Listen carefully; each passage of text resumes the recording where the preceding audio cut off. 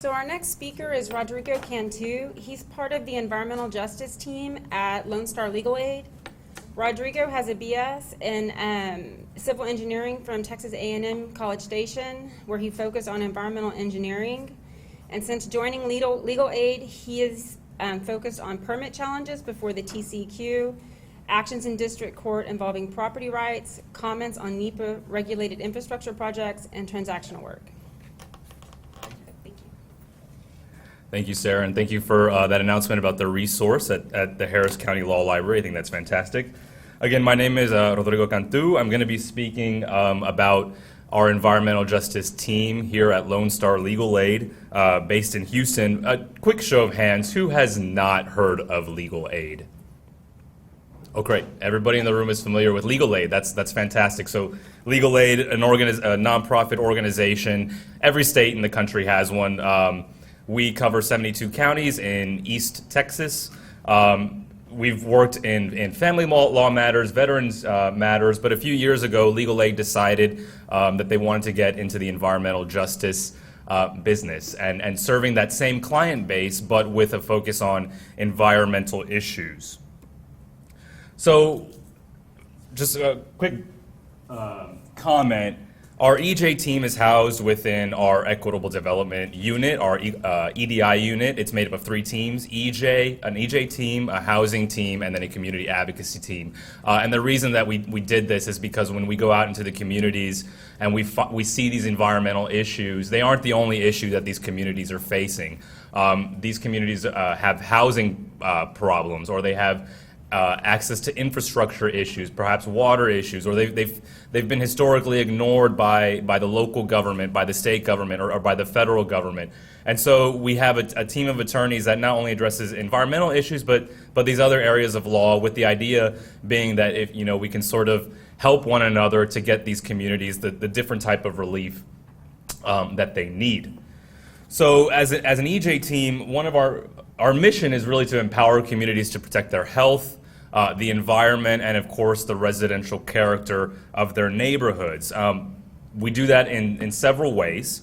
The way that many of you may be familiar with is public participation and opposition to permits before the TCEQ. This is a process that was, of course, built into the law that allows the communities to comment on permits when they're up for renewal or up for amendment, or a new facility is coming into their neighborhood and they want to oppose it, or they want to make sure some protective measures are put into those permits. So that's one of the ways that the EJ team has sought to get some relief for these communities. Similarly, we've done public participation before the EPA and other federal agencies. Citizen enforcement, which of course can be several types of things. Maybe there's a facility that was permitted several years ago and their permit is not up for renewal for several more years. One of the ways we can try and get them relief is to go out into these communities, educate them about the facility. What are the relevant regulations? What are their terms of operation? So that they can then take that information and say, hey, I don't think this facility is actually abiding by the permit. They just came out into these attorneys came out into my community and told me what they're supposed to be doing, and I don't think they're abiding by that permit. So the idea that they could then start to track when these facilities are not abiding by those permit terms. And of course, court actions. We're attorneys. We like to be in court if things aren't going the way that they should. Quick overview of some of the projects that we've done over the past few years. Some of my colleagues are in the room, so perhaps afterwards we can talk a little bit more in detail. But this slide is meant to show some of the larger port infrastructure processes that are going on along the Texas coast, and that Legal Aid has been involved with putting in comments or even actions in federal court regarding the way the ports are expanding. In the Port of Freeport, for example. And of course, these are often pitting us against the Army Corps of Engineers. We, of course, deal in Clean Air and Clean Water Act issues. It's no secret that Houston is a very, very important city and hub for the petrochemical industry. The East Side, as everybody knows, has a high concentration of these types of facilities. Many of them, from our perspective, in our opinion, they could be doing a better job about complying with the permits that they have. And so our role is to go out into those communities and educate our partners and our clients and their residents about the different facilities and what they do, what the permit terms say, and how you can go about and get some sort of relief if you think that a facility is not abiding by those laws.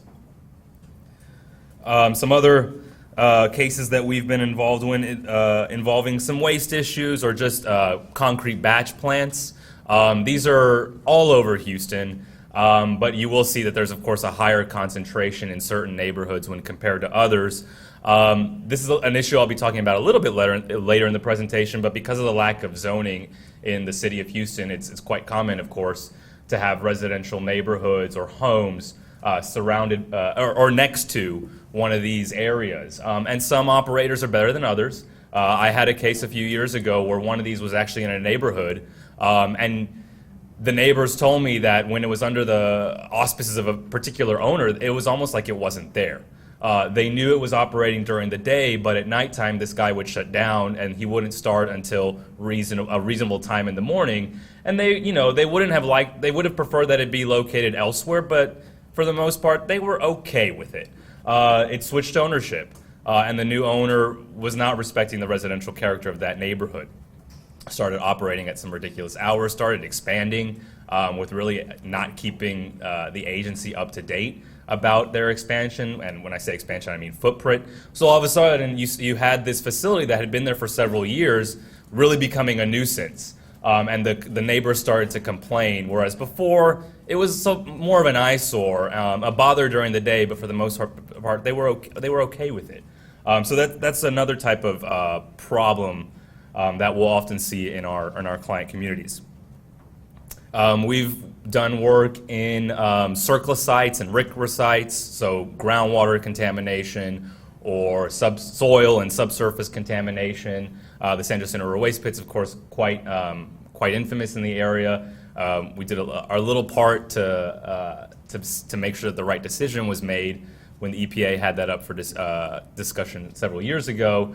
I am currently involved in a case in the 5th Ward, which is northeast of downtown. Union Pacific site, there is a groundwater contamination plume, and we're involved in making sure that the Union Pacific does the best that it should in removing that contamination. We've dealt a little bit in our safe drinking water. I haven't worked on these issues, so I can't really speak to them with detail, but it is, of course, always on our to-do list, is to keep our ears to the news and to our community partners about their concerns about their drinking water. And if one of those comes up, we'll be there representing the community to get those concerns addressed. And then, of course, we've also commented on some of the larger infrastructure projects that have been going around in our service area. We talked. We spoke a lot earlier about the Texas Coastal Study, and we put in some comments regarding that earlier in the year. With regard to EJ communities, you may say, well, what would the EJ communities be concerned about? Dredging material being put in their neighborhoods. We saw that the plan didn't really specify, they talked about dredging, but what they didn't talk about was where are you going to put that dredge material temporarily in the meantime before you actually find its final home. We wanted to make sure that it wasn't placed in residential areas and that it wasn't placed in areas that were already overburdened, or that it wasn't placed in areas where this had been done in the past, where the decision was made, oh, okay, well, let's just put it here, and it's actually next to a low-income neighborhood. And we wanted to draw the Army Corps' attention to something that they just hadn't thought out properly. We, of course, commenting also on the highway expansion and the proposal to build the high-speed railroad from Houston to Dallas, always with an eye towards how is this project going to impact the local EJ communities. And bringing those deficiencies to light.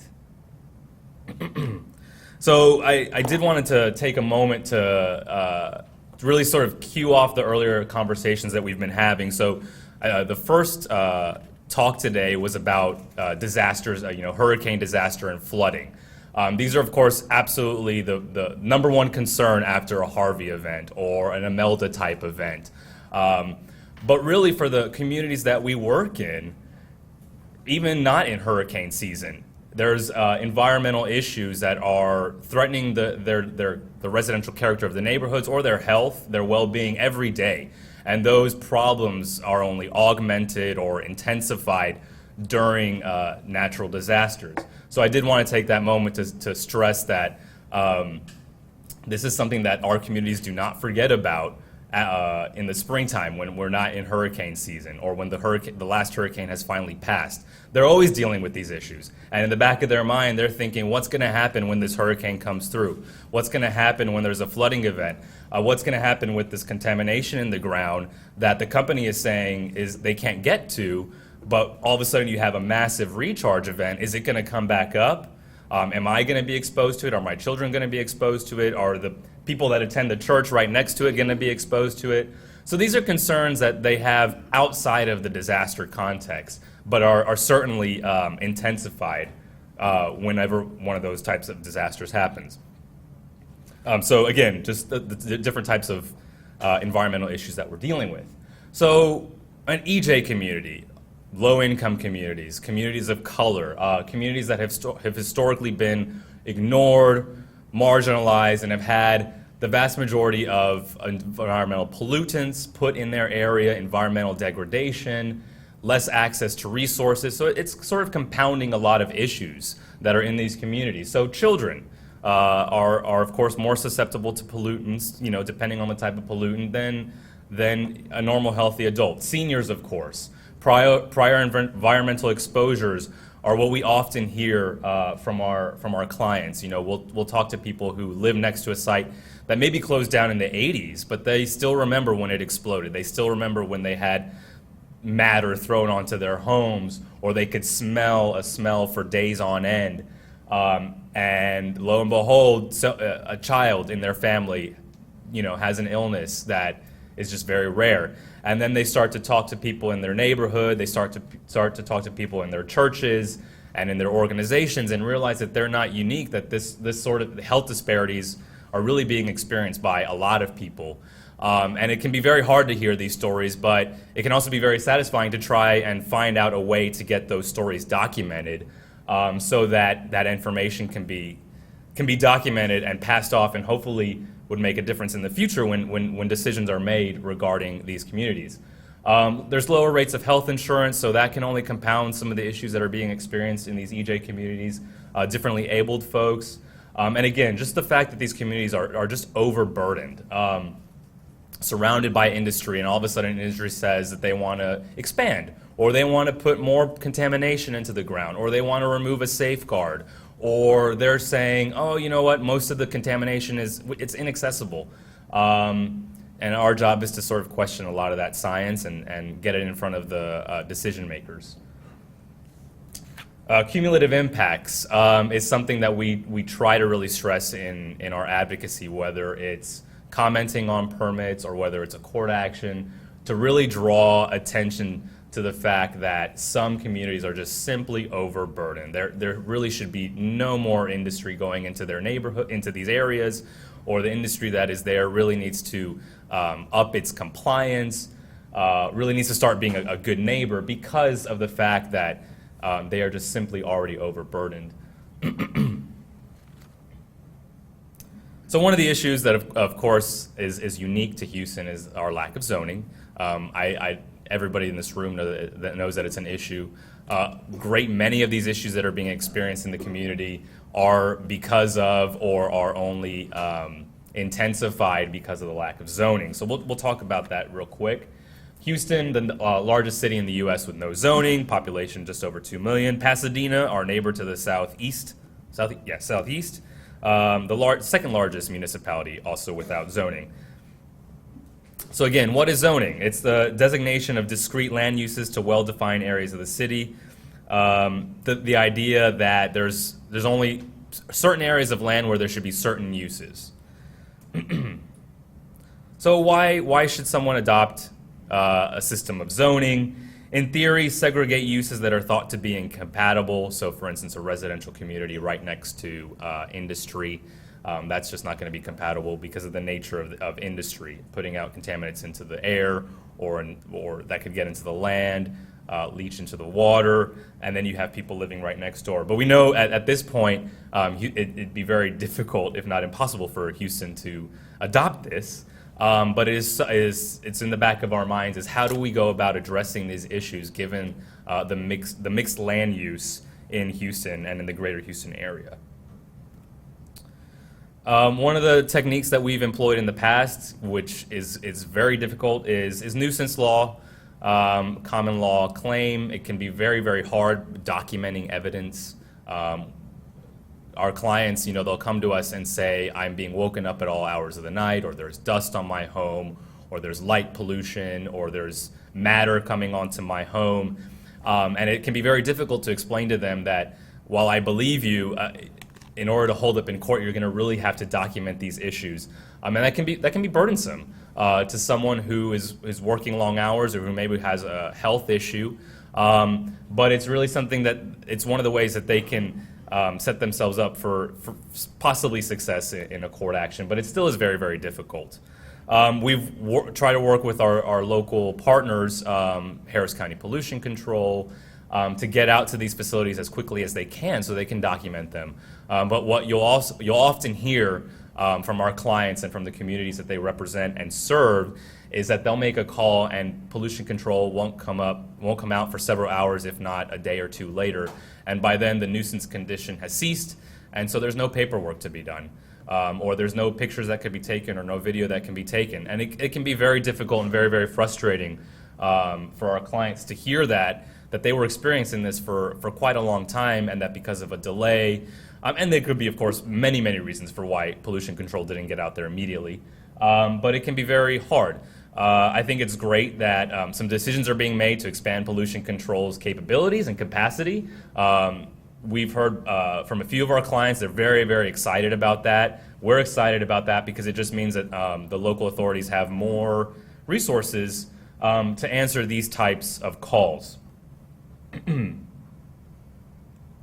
So just a sort of quick overview of what an EJ community is. Low income, more often than not communities of color, historical issues of discrimination and segregation, placing certain African American groups, Hispanic and Latino groups into certain parts of the city, and decisions were made several decades ago that concentrated industry in that one area. And while those laws, of course, have been off the books and are no longer constitutional, we're still dealing with the consequences of that. And that's why certain communities are suffering more than others. That being said, there are other parts of town. There's a case that I have in the western part of the city where there is a large landfill that is wishing to expand. But these are, in general, issues that are facing low income and communities of color more so than others. Again, and due in large part to historical issues and decisions that were made. But one of our roles is to make sure that the decisions that are made now and going into the future take this into account as they move forward. So one example, the Manchester neighborhood. I'm sure everyone in this room, or I hope everyone in this room has heard about the Manchester neighborhood. Just outside of 610 on the east side, completely surrounded. This is an example of what that neighborhood looks like, surrounded by tanks.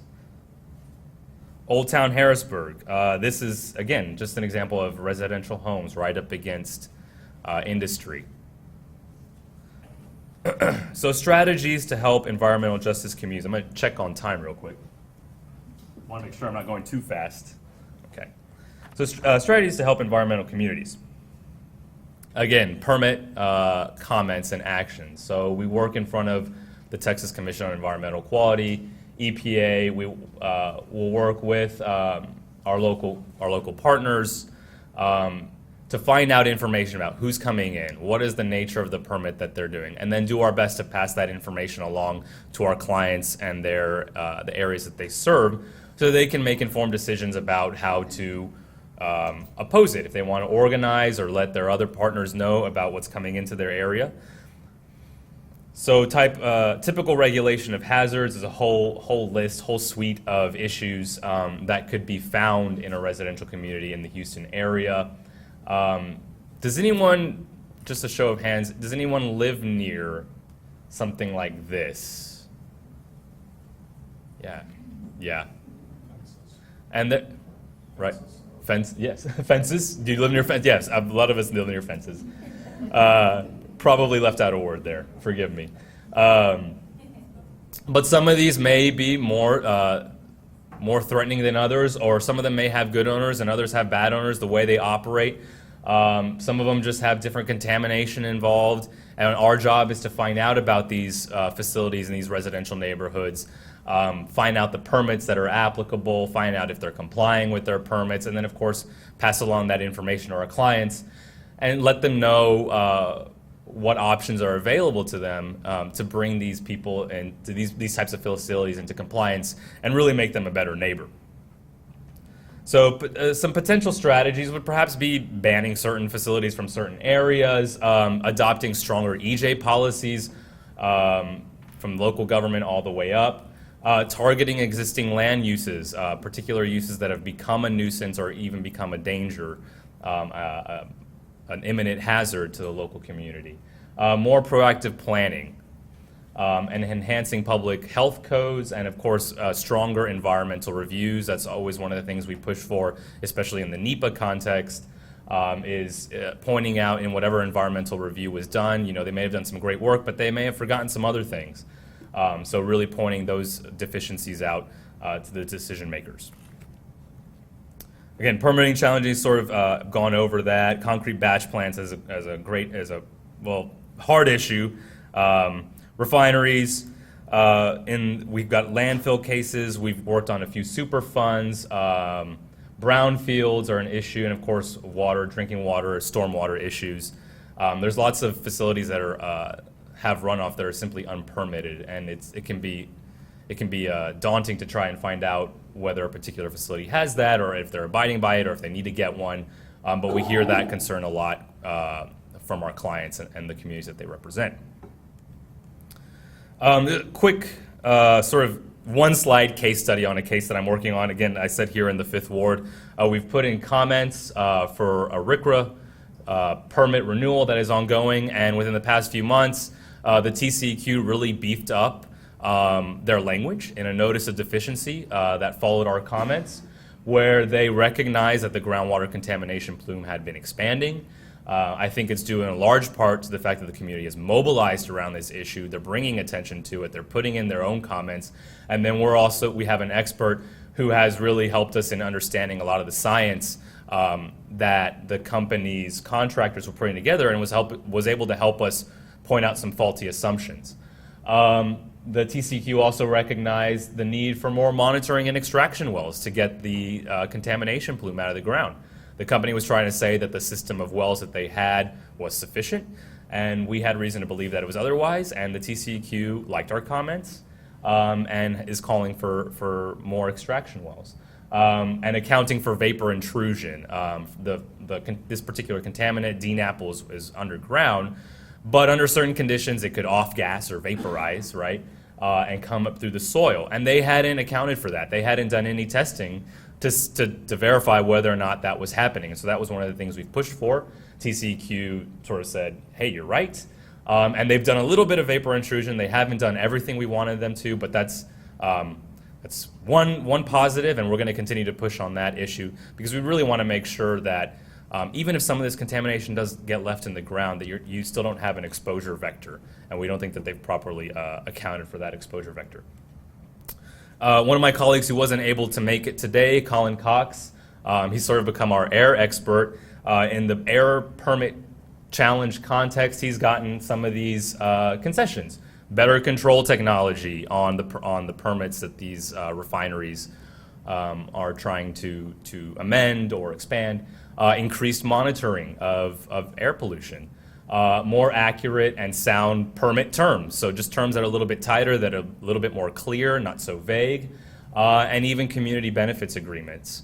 And this can be, really powerful tools that really make a difference in the collection of data and the way that the facilities operate and the way they have to carry out their operations in order to show that they're complying with the terms. Another issue that we've been working on is deed restrictions. So in this land of no zoning, a lot of neighborhoods have come up with deed restrictions as a way to sort of protect themselves and say, okay, perhaps Houston doesn't have zoning, but at least in this discrete area, these blocks, we're going to have a residential area. So again, uniform common plan, defined boundaries, an agreement on the use of the land, a majority use must be residential use, and requiring notice if at any time someone wants to change these deeds, the terms of the deed restrictions. So who can enforce the deed restrictions? The property owners in the defined subdivision, the homeowners associations, the civic clubs. So we try to engage with those organizations to let them know that they have the right to enforce these. And of course, the municipal government and the county government as well have the authority to enforce those. Comes from the local government code, and they can regulate these types of terms, the setbacks of structures on property lines, street lines or lot lines, the sizes of the lot, orientation or structure of the facilities, perhaps requiring fences between certain types of land uses. And again, a little bit about targeting existing land uses. Nuisance actions, which I've already spoken about, they can be quite challenging, but they are always an option. New facilities, those facilities might be primed for that type of action. Existing facilities, like the case I was talking about earlier, they might be immune, but whenever there's a change in conditions, that facility might be ripe for a type of nuisance action. So for instance, the one where the operator changed and they started expanding their footprint and their hours, they can't hide behind the defense that we've been here for 10 years because no, you changed your conditions so that claim is revived. And so one of the things we want to get out there is to educate these communities about when a facility might be immune to this and under what conditions might they all of a sudden be exposing themselves to liability. But it's always important that we educate our clients and their communities about documenting this type of stuff, videotaping it, pictures, journal entries that are as descriptive as possible, that have timestamps, because that can be a great way to empower the client and empower their neighborhoods, but it also is a great way to gather that evidence. Again, some of the public nuisance issues that you might be dealing with, noise, dust. One of the things that I had my clients do in that case was whenever there was dust on their home or on their vehicle, I'd have them go out there and write with their finger the date. And then, of course, they would wash it. And then 2 or 3 days later, when it got covered with dust again, they would go out and write the date. And so then you would just have a record of, wow, how often is this dust getting onto their car or their home? And it's, look at how thick it is and already in 2 or 3 days. That may be pretty convincing evidence, if you're able to get in front of a jury, that is. Public health policies, tree and landscaping buffers. In a contentious setting, you may be able to get the industrial actors to agree to these types of measures in order to sort of create a buffer between them and the residential properties that weren't there before. Noise and sound. Here's some of the the particulars of the noise ordinance in Harris County. In the case that I had from a few years ago, we were in unincorporated Harris County, so one of our strategies was to argue that even though this technically didn't apply, it was still a reasonable barometer that the fact finder should use when judging whether a particular site was a nuisance. But this is important to know just for operations early in the morning or late at night. Proactive planning for future development. In Austin, they had the East Austin Overlay District, which allows for future land development to be more consistent with existing uses. The purpose, minimize incompatible uses and provide an extensive notification mechanism to the residents. Something like this might be implementable here in Houston, or it's something that we could adopt, and to see what kind of good effects come from those types of measures. So the future outlook and EJ goals, and especially our goal as a team, is to really draw attention to the fact that the status quo is an increasingly segregated the city is increasingly segregated, especially by income, and that there is a disproportionate concentration of pollution in our low income and communities of color, and that the status quo is already bad enough. That when industry comes into these neighborhoods that are overburdened, perhaps we should stop that and really get them to be better neighbors. Our goals as a team: reduce the pollution burden on these communities and improve the collective environment in order to achieve some semblance of environmental justice. For our clients, it can be very frustrating because these permit processes are very long. They're feeling and sensing the effects of these sites, and they're wondering why is quicker action not being taken? Why do we always have to call, and why do we always have to email, and why do we always have to take these pictures? And it can be difficult as a team and as attorneys to explain to them that the process is sort of designed to be slow, and there's not always the promise of a good goal in the end. But we've actually had quite a bit of success as a team within our past few years, and we're very happy to talk more about that.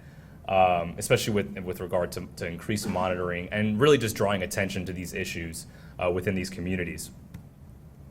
Some municipal strategies: strengthening public health and building codes, augmenting the public review process, development fees, and tightening existing zoning codes to make them more protective of communities.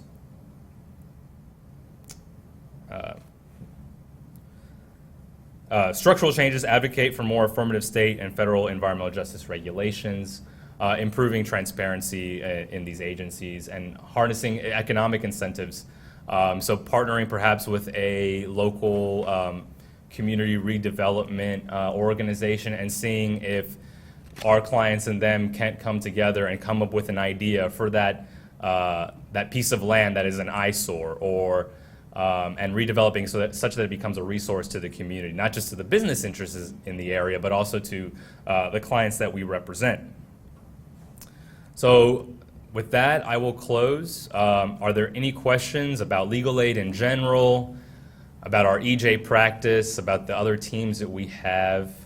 We've got some of my colleagues in the room who may be able to answer those questions. No. Oh, yes, there's a question in the back. Yes. Yes.